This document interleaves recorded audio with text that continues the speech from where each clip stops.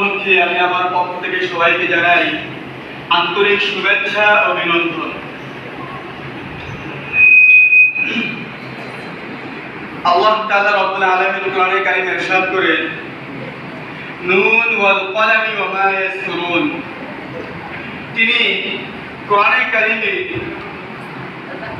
সূরাতুল কলাম এই সূরার মধ্যে প্রথম আয়াতে কলমের শপথ করেছেন এবং লেখকদের শপথ করেছেন যারা তা লিপিবদ্ধ করে।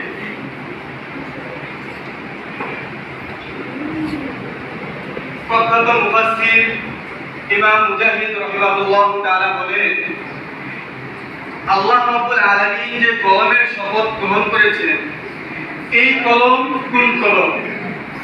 মুজাহিদ রাহিমাহুল্লাহ তাআলা বলেন, এই কলম হলো ওই কলম যে কলম আল্লাহর জিকির পাঠ করে, অর্থাৎ কোরআন লিপিবদ্ধ করে।